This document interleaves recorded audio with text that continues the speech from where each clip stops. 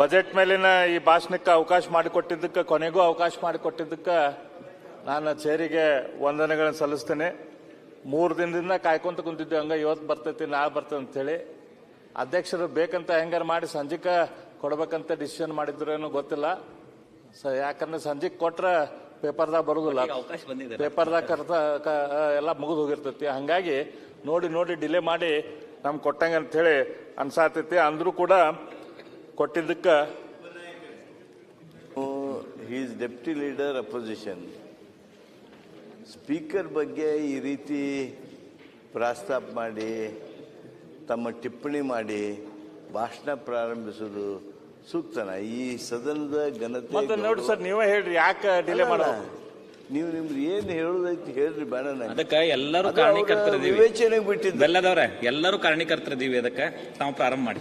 Actually you don't enjoy that privilege what leader of opposition enjoys naturally.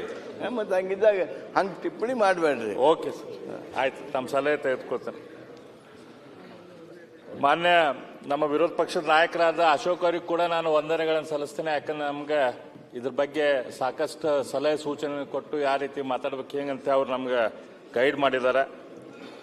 ಇದು ಮಾನ್ಯ ಅಧ್ಯಕ್ಷರೇ ಸಿದ್ದರಾಮಯ್ಯನವರ 16ನೇ ಬಜೆಟ್. ಇದರಲ್ಲಿ ಸುಮಾರು 8 ಬಜೆಟ್ಗಳನ್ನು ನಾನು ವಿಟ್ನೆಸ್ ಮಾಡಿದ್ದೇನೆ. ಅವರು ಮುಖ್ಯಮಂತ್ರಿಗಳಾಗಿ ಸಲ್ಲಿಸಿದಂಥದ್ದು. 3 ಬಜೆಟ್ಗಳು ವಿರೋಧ ಪಕ್ಷದ ಧುರೀಣರಾಗಿ ಅವ್ರು ಯಾವ ರೀತಿ ಬಜೆಟ್ ಬಗ್ಗೆ ಮಾತನಾಡಿದ್ದಾರೆ ಅದನ್ನು ಕೂಡ ನಾನು ನೋಡೇನೆ. ಅವರು ಮುಖ್ಯಮಂತ್ರಿಗಳಾಗಿ ಅದೇ ರೀತಿ ವಿರೋಧ ಪಕ್ಷದ ಧುರೀಣರಾಗಿ ಬಜೆಟ್ ಪರವಾಗಿ ಹಾಗೂ ಬಜೆಟ್ ವಿರೋಧವಾಗಿ ಯಾವ ರೀತಿ ಅವರು ಮಾತನಾಡಿದ್ದಾರೆ, ಯಾವ ರೀತಿ ಶಬ್ದ ಪ್ರಯೋಗ ಮಾಡಿದ್ದಾರೆ ಅದನ್ನೆಲ್ಲದು ಸಂಪೂರ್ಣವಾಗಿ ನಾನು ಗಮನಿಸಿದ್ದೇನೆ. ಅದನ್ನ ಈ ಬಜೆಟ್ ಅನ್ನು ಕೂಡ ಅವರು ಏನು ಮಂಡಿಸಿದ್ರು, ಆ ಮಂಡಿಸಿದಾಗ ಅವ್ರ ಹಿಂದೆ ಏನೇನು ಅವ್ರು ಹೇಳಿದ್ರು ಮುಖ್ಯಮಂತ್ರಿಗಳ ಸಿದ್ದರಾಮಯ್ಯನವರು, ಅದನ್ನು ಏನೇನು ಇದರಲ್ಲಿ ಗಮನ ಇಟ್ಟು ಮಾಡಿದಾರ ಅದನ್ನು ಕೂಡ ಲಕ್ಷ್ಯ ಕೊಟ್ಟು ಅನಲೈಸ್ ಮಾಡಕ್ಕೆ ಪ್ರಯತ್ನ ಮಾಡಿದ್ದೇನೆ. ಸಿದ್ದರಾಮಯ್ಯನವರು ಮೊದಲೇ ಬಜೆಟು 1994-95ರಲ್ಲಿ ಮಾಡಿದ್ದು. 10,859 ಕೋಟಿಯ ಆ ಬಜೆಟ್ ಇತ್ತು.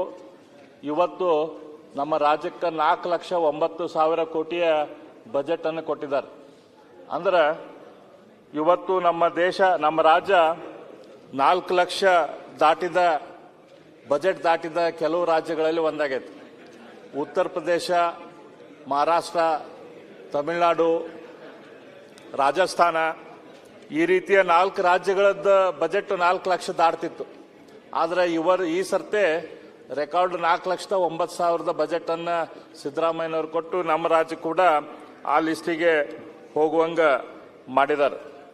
ಹಾಗಾಗಿ ನಾನು 4 ಲ್ಯಾಕ್ ಕ್ಲಬ್ಬಿಗೆ ನಮ್ಮ ರಾಜ್ಯ ಕೂಡ ಹೋಗುವಂಗ ಮಾಡಿದ್ದಾರೆ. ಅವರು ತಮ್ಮ ಬಜೆಟ್ನ ಶುರುವಾತದಲ್ಲಿ ಕೂಡ ಮಾತಾಡಿದರು. ಅದ್ರ ಬಗ್ಗೆ ನಮ್ಮ ಆರ್ ಜ್ಞಾನೇಂದ್ರ ಅವರು ಕೂಡ ಉಲ್ಲೇಖ ಮಾಡಿದರು. ಬಜೆಟ್ ಅಂದ್ರೆ ಕೇವಲ ಅಂಕಿ ಸಂಖ್ಯೆಗಳ ಕಂತೆ ಅಲ್ಲ, ಅದೊಂದು ಸರ್ಕಾರ, ರಾಜ್ಯ,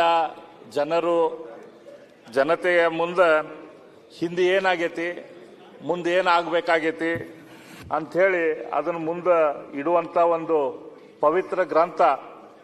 ನಮ್ಮ ಕನಸುಗಳ ಚಿತ್ತಾರ ಅಂಥದ್ದು ಎಲ್ಲ ಹೇಳಿದ್ರು. ಹಿಂದೆ ಕೂಡ ಮುಖ್ಯಮಂತ್ರಿಗಳು ಹೇಳಿದ್ರು, ಈಗೂ ಕೂಡ ತಮ್ಮ ಭಾಷಣದಲ್ಲಿ, ತಮ್ಮ ಬಜೆಟ್ ಭಾಷಣದಲ್ಲಿ ಅದ್ರ ಬಗ್ಗೆ ಉಲ್ಲೇಖ ಮಾಡಿದ್ದಾರೆ. ಇದೊಂದು ಪವಿತ್ರ ಗ್ರಂಥದಂಗ ಇದನ್ನ ನಮ್ಮ ಮುಂದೆ ಏನು ಇಟ್ಟೇವೆ ಅಂತ ಹೇಳಿ ಸಿದ್ದರಾಮಯ್ಯನವರು ಹೇಳಿದ್ದಾರೆ. ಅದನ್ನ ನಾನು ಕುಲಂಕಷವಾಗಿ ನೋಡೋಂಥ ಪ್ರಯತ್ನ ಮಾಡಿದ್ದೇನೆ, ನಿಮ್ಮ ಮುಂದೆ ಇಡುವಂಥ ಪ್ರಯತ್ನ ಮಾಡ್ತೇನೆ. ಇವತ್ತು ನಮ್ಮ ಕರ್ನಾಟಕದ GSDP gross state domestic produce ಅಂದ್ರೆ ಒಬ್ಬ ರೈತ ಇರಲಿ ಅಥವಾ ಇಂಡಸ್ಟ್ರಿ ಇರಲಿ ಅಥವಾ ಸರ್ವಿಸಸ್ದಲ್ಲಿ ಇರಲಿ, ಒಬ್ಬ ಹೋಟೆಲ್ದಲ್ಲಿ ಕೆಲಸ ಮಾಡೋರು ಇರಲಿ, ಇವರೆಲ್ಲರೂ ಕೂಡಿ ಏನು ಪ್ರೊಡ್ಯೂಸ್ ಮಾಡ್ತಾರ ಅದು ಇವತ್ತು 30,70,103 ಕೋಟಿ ರೂಪಾಯಿ ಆಗೈತಿ ಅಂಥೇಳಿ ಆಗುತ್ತೆ ಅಂಥೇಳಿ ಪ್ರೊಜೆಕ್ಷನ್ ಮಾಡಿದ್ದಾರೆ. ಅಂಕಿ ಸಂಖ್ಯೆಗಳ ಬಗ್ಗೆ ನಾನು ಹೆಚ್ಚು ಮಾತಾಡಕ್ಕೆ ಹೋಗೋದಿಲ್ಲ. ಯಾಕಂದ್ರೆ ಆಲ್ರೆಡಿ ಆರ್ ಜ್ಞಾನೇಂದ್ರ ಅವರು ನನಗಿಂತ ಮೊದಲು ಮಾತಾಡಿದ ನಮ್ಮ ಹಿರಿಯ ಸದಸ್ಯರು ಬಹಳ ಉತ್ತಮವಾಗಿ ಅಂಕಿ ಸಂಖ್ಯೆಗಳ ಬಗ್ಗೆ ಸುದೀರ್ಘವಾಗಿ ಮಾತನಾಡಿದ್ದಾರೆ. ಹಾಗಾಗಿ ಆ ಅಂಕಿ ಸಂಖ್ಯೆಗಳ ಬಗ್ಗೆ ನಾನು ಹೆಚ್ಚು ಹೋಗೋದಿಲ್ಲ. ಆದರೆ ಈಗ ಪ್ರಸ್ತುತ ಇರುವಂಥ ಕೆಲವೇ ಅಂಕಿ ಸಂಖ್ಯೆಗಳ ಬಗ್ಗೆ ನಾನು ಹೇಳ್ತೀನಿ. 4,09,000ದಲ್ಲಿ ನಮ್ಮ ಉತ್ಪನ್ನ 2,92,000 ರಾಜ್ಯದ ಉತ್ಪನ್ನ. ಉಳಿದು 1,16,000 ಕೋಟಿ ನಾವು ಸಾಲವನ್ನು ತೆಗೆದುಕೊಳ್ತಾ ಇದ್ದೇವೆ. 1,16,000 ಕೋಟಿ. ನಾವು ಮೇಲಿನ ಮೇಲೆ ಕೆಲವು ಶಬ್ದಗಳನ್ನು ಬಜೆಟ್ದಲ್ಲಿ ನೋಡ್ತೇವೆ. ರಾಜಸ್ವ ವೆಚ್ಚ, ಬಂಡವಾಳ ವೆಚ್ಚ, ರಾಜಸ್ವ ಕೊರತೆ, ವಿತ್ತೀಯ ಕೊರತೆ ಅಂತೇಳಿ. ಏನಪ್ಪ ಇದು ರಾಜಸ್ವ ವೆಚ್ಚ ಅಂತಂದ್ರೆ? ರಾಜಸ್ವ ವೆಚ್ಚ ಅಂತಂದ್ರೆ ಇವತ್ತು ಒಂದು ಗೃಹಿಣಿ ನಡೆಸ್ಬೇಕಂತಂದ್ರೆ ಆ ಮನೆಗೆ ಅಕ್ಕಿ ತೊಗೊಂಬರೋದಿರಲಿ, ಗ್ಯಾಸ್ ತೊಗೊಂಬರೋದಿರಲಿ, ಎಲೆಕ್ಟ್ರಿಸಿಟಿ ಇರಲಿ, ಅಲ್ಲಿ ಹುಡುಗರ ಫೀಸ್ ಇರಲಿ, ರೆಗ್ಯುಲರ್ ರನ್ನಿಂಗ್ ಎಕ್ಸ್ಪೆಂಡಿಚರ್ ಏನಿರ್ತೈತಲ್ಲ ಅದು ರಾಜಸ್ವ ವೆಚ್ಚ, ರೆಗ್ಯುಲರ್ ರೆವಿನ್ಯೂ ಎಕ್ಸ್ಪೆಂಡಿಚರ್. ಆದ್ರೆ ಆ ಮನೆಗೆ ನಾವು ಮೋಟರ್ ಸೈಕಲ್ ತೆಗೆದುಕೊಳ್ಬೇಕು ಅಥವಾ ಒಂದು ಮನೆ ಕಟ್ಟಿಸ್ಬೇಕಂತಂದ್ರೆ ಅದು ಬಂಡವಾಳ ವೆಚ್ಚ. ಇವತ್ತು ಒಂದು ಮನೆ ಯಾರಿಗಾರ 20,000 ರೂಪಾಯಿ ಪಗಾರ ಬರ್ತೈತಂತಂದ್ರೆ ಅದ್ರಾಗ 19,500 19,000 ರೂಪಾಯಿ ಅವ್ರ ಪಗಾರ ಅದನ್ನ ಮನೆ ಖರ್ಚಿಗೆ, ಕಿರಾಣಿಗಾಗಲಿ, ಗ್ಯಾಸಿಗಾಗಲಿ, ಮನೆ ಬಾಡಿಗೆಗೆ, ಎಲೆಕ್ಟ್ರಿಸಿಟಿಗೆ, ನೀರಿಗೆ, ಹಾಲಿಗೆ ಇದನ್ನೆಲ್ಲ ಖರ್ಚು ಮಾಡಿ 500,000 ರೂಪಾಯಿ ಅವ್ರು ಉಳಿಸಿದ್ರೆ ಆ ಗೃಹಿಣಿ ಅಥವಾ ಆ ಮನೆ ಒಳ್ಳೆ ಮನೆ ಅಂತ ಅನಿಸುತ್ತೆ. ಅಂದ್ರೆ ಅದು ವಿತ್ತೀಯ ಕೊರತೆ ಇಲ್ದಂಥ ಮನೆ, ಅದು ರೆವಿನ್ಯೂ ಪಾಸಿಟಿವ್ ಇದ್ದಂಥ ಮನೆ. ಅವರು 500 ರೂಪಾಯಿ 1,000 ರೂಪಾಯಿ ಅದನ್ನು ಬ್ಯಾಂಕ್ದಲ್ಲಿ ಚೀಟಿಯಲ್ಲಿ ಏನಾದರೂ ಹಾಕಕ್ಕಾಕೈತಿ. ಅದ 20,000 ರೂಪಾಯಿ ಪಗಾರ ಇದ್ದಂಥ ಒಂದು ಮನೆ ಅವರು 25,000 ರೂಪಾಯಿ ಖರ್ಚು ಮಾಡಿದ್ರಂತಂದ್ರೆ ಅದು ವಿತ್ತೀಯ ಕೊರತೆ ಇದ್ದಂಥ ಮನೆ. ಅದು 5,000 ರೂಪಾಯಿ ಸಾಲ ತೆಗೆದುಕೊಂಡು ಅದನ್ನ ತಮ್ಮ ಮನೆ ನಡೆಸಾತಾರಂತಂದ್ರೆ ಆ ಮನೆ ಒಳ್ಳೆ ರೀತಿಯಿಂದ ನಡೆದಿಲ್ಲ, ಅದು ಹೆಡ್ಡಿಂಗ್ ಫಾರ್ ಪ್ರಾಬ್ಲಮ್ ಅಂತೇಳಿ ಇವತ್ತಿಲ್ಲ ನಾಳೆ ತೊಂದರೆ ಆಗ್ತಿತ್ತು ಅಂತೇಳಿ ಅದರ ಅರ್ಥ.